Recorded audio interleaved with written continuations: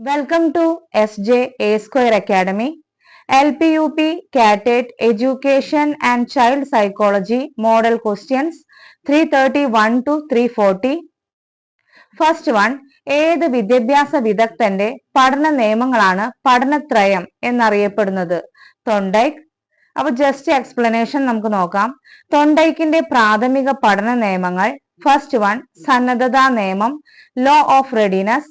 Second one ആവർത്തന നിയമം അല്ലെങ്കിൽ അഭ്യാസ നിയമം, law of exercise. Third one ഫല നിയമം അല്ലെങ്കിൽ പരിണാമ നിയമം, ലോ ഓഫ് ഇഫക്റ്റ്. ഈ മൂന്ന് നിയമങ്ങളെ തൊണ്ടൈക്കിന്റെ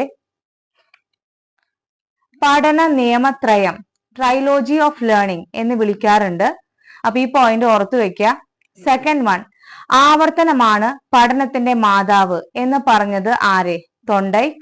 തേർഡ് വൺ താഴെ പറയുന്നവയിൽ തെറ്റായ ജോഡി ഏത്?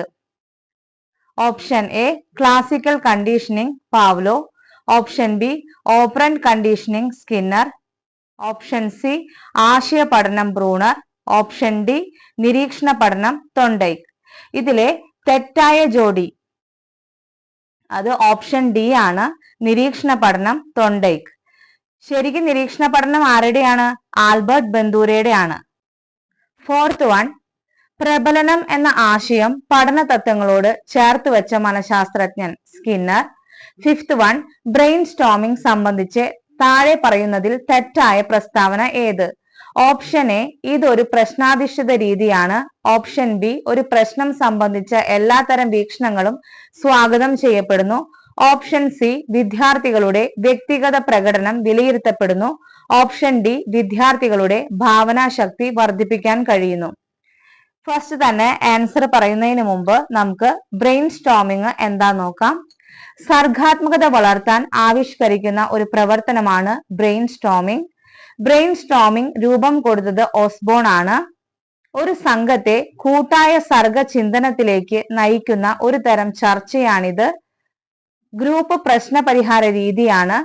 ഗ്രൂപ്പിലെ ഓരോ അംഗവും ഉറക്കെ ചിന്തിക്കാനും അവരുടെ വൈവിധ്യമാർന്ന അറിവിനെ അടിസ്ഥാനമാക്കി കഴിയുന്നത്ര ആശയങ്ങൾ നിർദ്ദേശിക്കാനും പ്രോത്സാഹിപ്പിക്കുന്നു. അപ്പൊ ഇതാണ് ബ്രെയിൻ സ്റ്റോമിംഗ്. ഇനി നമുക്ക് ഓപ്ഷനിലേക്ക് പോവാം.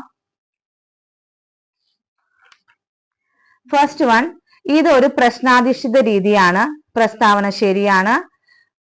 ഓപ്ഷൻ ബി ഒരു പ്രശ്നം സംബന്ധിച്ച എല്ലാത്തരം വീക്ഷണങ്ങളും സ്വാഗതം ചെയ്യപ്പെടുന്നു, ഇതും പ്രസ്താവന ശരിയാണ്.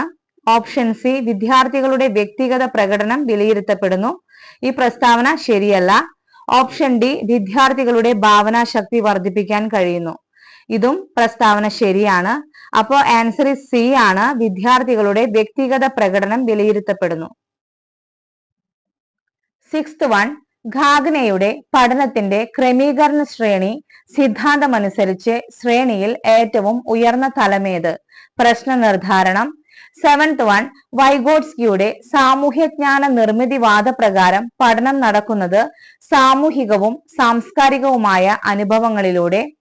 എയ്ത്ത് വൺ താഴെ പറയുന്നവയിൽ പഠന ശൈലിയിൽ അതായത് ലേണിംഗ് സ്റ്റൈൽ പെടാത്തത് ഏത്? ഓപ്ഷൻ എ കണ്ടുപഠിക്കൽ വിഷ്വൽ ലേണിംഗ്, ഓപ്ഷൻ ബി ഉരുവിട്ടു പഠിക്കൽ by heart learning, option C കേട്ടു പഠിക്കൽ ഓഡിറ്ററി ലേണിംഗ്, ഓപ്ഷൻ ഡി ചെയ്തു പഠിക്കൽ കൈനസ്തെറ്റിക് ലേണിംഗ്. അപ്പൊ നമുക്ക് ജസ്റ്റ് ഒരു എക്സ്പ്ലനേഷൻ നോക്കാം. മൂന്ന് തരം പഠന ശൈലികളാണ് പൊതുവെയുള്ളത്. First one visual learning, second one auditory learning, third one kinesthetic learning. അപ്പൊ നമുക്കിനി ആൻസറിലേക്ക് പോവാം.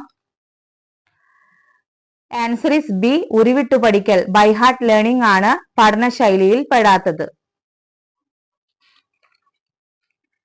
നയൻത് വൺ വിസ്മൃതി ലേഖ കർവ് ഓഫ് ഫോർഗെറ്റിംഗ് തയ്യാറാക്കിയത് എബിംഗ്ഹോസ്. 10th വൺ പഠനത്തിന്റെ പരിണിത ഫലം പ്രശ്ന പരിഹാരമായിരിക്കണം എന്ന് വാദിച്ചത് ഗാഗ്നെ. Thank you.